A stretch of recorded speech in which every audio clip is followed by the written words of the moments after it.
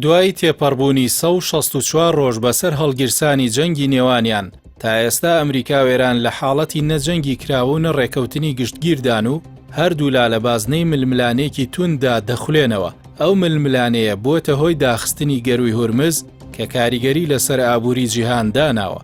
داخستنی گەروی هورمز بووەتە ئامڕازێکی استراتیژی بەدەستی ئێرانەوە و دەرکەوت ئەو گەروە تەنیا ڕێڕەوێکی ئاوی سادە نییە، بەڵکو شادەمارێکی گرنگی وزە و ئابووری جیهانە. داخستنی بووەتە هۆی شڵەژان و تێکچوونی بازاڕی وزە و سوتەمەنی و بەرزبوونەوەی نرخی کاڵاکان لە جیهاندا. کاری لە پێشینەی استراتیژی ئێران لە بەرنامەیە ئەتۆمیەوە بۆ گەروی هورمز گۆڕاوە. کۆنتڕۆڵی ئێران بۆ گەروەکە دەستێکی باڵا و ئامرازێکی بەهێزتری لە دانوستانەکان پێدەبەخشێت، بەهێزتر لە وەرەقەی بەرنامەی ئەتۆمی و ناوچەکەش لە بەردەم قۆناغێکی نوێدایە کە بریتیە لە ڕێخستنەوەی باڵانسی هێز. گرێکوێرەی گەروی هورمز و کەمی موشک و تەقەمەنی بووە هۆی ئەوەی ئەمریکا بە پلانەکانیدا بۆ ڕاگررتنی وەشاندنی گورزی سەربازی نوێی فراوان لە ئێران بچێتەوە. لە ئێستادا ئیدارەی واشنتۆن بە زمانێکی هێمنتر بەرامبەر ئێران دەدوێت و باسی ئەگەری گەیشتنە ڕێکەوتن دەکات. تۆڕی NB نیوزی ئەمریکی بڵاوی کردەوە بەرپرسانی سەربازی واشنتۆن بە دۆناڵد ترامپ سەرۆکی ئەمریکایان ڕاگەیاندووە هەوڵی کۆنتڕۆڵکردنی گەروی هورمز بە زەبری هێز پرۆسەیەکی دوور و درێژ دەبێت و تێچوویەکی زۆری دەوێت بەبێ گرنتیکردنی هێنانەدی سەرکەوتن.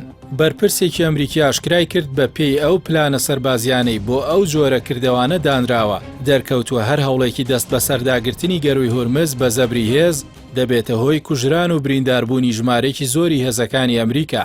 ئەو مەترسیانەش لە گفتوگۆکانی نێوان ترامپ و ڕایۆشکارەکانیدا باس کراوە. تۆڕی NB نیوزی ئەمریکی باسی لەوە کردووە ژمارەیەک لە هاوپەیمانانی ئەمریکا لە ئەوروپا و کەندا و ڕۆژهەڵاتی ناوەڕاست بۆ چوونی خۆیان بە واشنتۆن گەیاندووە کە هەر هەوڵێکی کردنەوەی گەروی هورمز بە زەبری هێز پرۆسەیەکی درێژ و پڕ لە مەترسی دەبێت.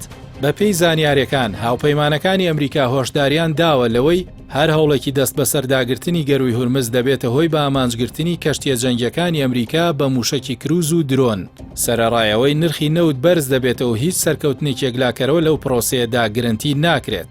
بە پێی داتاکانی سەکۆی کپلەر بۆ چاودێری دەریاوانی دەرکەوتووە هاتوچۆی دەریاوانی لە گەروی هورمز بۆ 6 کەشتی لە ڕۆژێکدا دابەزیوە بەراورد بە چەند ڕۆژی ڕابردوو کە 11 کەشتی بووە. لە کاتێکدا پێش جەنگێران ڕۆژانە لە نێوان 130 بۆ 140 کەشتی بە گەروی هورمزدا تێپەڕ دەبوون. شکستی پلانی کۆنتڕۆڵکردنی گەروی هورمز بەهێز وای کردو ئەمریکا بۆ چارەسەری دیبلۆماسی بگەڕێتەوە و ترامپیش لە دوایین لێدوانی داواز لە هەڕەشە بهێنێت و بڵێت فشاری ئابووری بۆ سەر ئێران زیاد دەکەین.